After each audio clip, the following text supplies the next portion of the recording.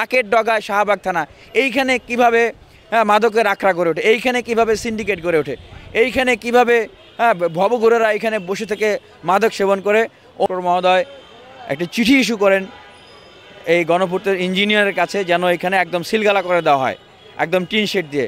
Tin shed এখানে লাগানো হয়েছিল, কিন্তু পরবর্তীতে এটা বইমেলার সময় খোলা হয়। পরবর্তীতে সেই ইঞ্জিনিয়ার এটাকে আর লাগাননি।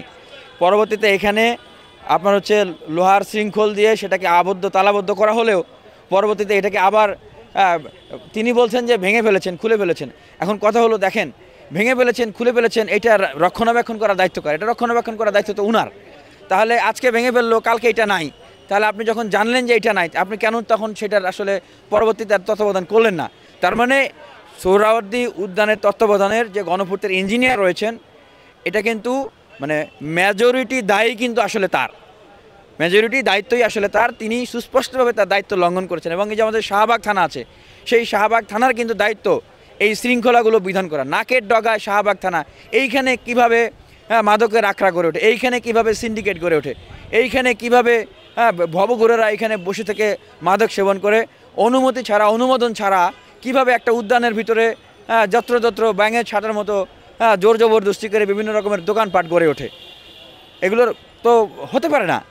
বিশ্ববিদ্যালয়ের শিক্ষার্থীদের পক্ষ থেকে আমরা যে দাবি জানিয়ে আসছি যে এটা অনেক দিন থেকেই আমাদের সেই দাবি। আমরা আজকে একদম আলটিমেটাম দিচ্ছি যে আজকের ভিতরে সোহরাওয়ার্দী উদ্যান থেকে সকল মাদকের সিন্ডিকেট, ছিনতাইকারীর সিন্ডিকেট, ভবঘুরের সিন্ডিকেটকে উচ্ছেদ করতে হবে। এবং এইখানে ব্যাঙের ছাতার মতো যে অনিয়ন্ত্রিত যে দোকানপাটগুলো যেগুলো আছে, সেগুলো কোনো কিছু থাকবে না। সোহরাওয়ার্দী উদ্যানকে নিরাপদ করতে হবে, সেখানে আলোর ব্যবস্থা করতে হবে। আর একটা কথা হলো যে ভাই, উদ্যানের ভিতরে সন্ধ্যা 7টা 8টার পরে সেখানে কি সন্ধ্যা 7টা 8টার পরে সোহরাওয়ার্দী উদ্যানে কোনো কাজ আছে? এখানে তো কোনো কাজ নাই ভাই। তাহলে কেন 7টা 8টার পরে এখানে সোহরাওয়ার্দী উদ্যানকে খুলে, এখানে কিন্তু আবার সবাই প্রবেশ করতে পারে না, দেখবেন।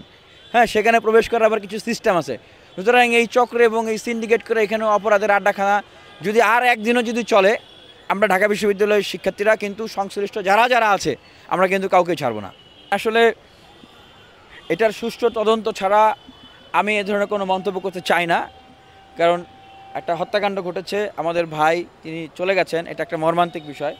এ ধরনের ইস্যুকে কেন্দ্র করে এটাকে কোনো দিকে ডাইভার্ট করে এখান থেকে আসলে কোনো রাজনৈতিক মানে ইস্যু তৈরি করা বা রাজনৈতিক ফায়দা হাসিল করা, এটা আমার কাছে খুবই নিন্দনীয় একটি বিষয়। আমি যে দাবিটি জানাচ্ছি যে এটা সুষ্ঠু তদন্ত হতে হবে, এইটার সাথে যারা জড়িত, যে কারণে এই ঘটনাটি ঘটানো হয়েছে, তার যথাযথ বিচার হতে হবে।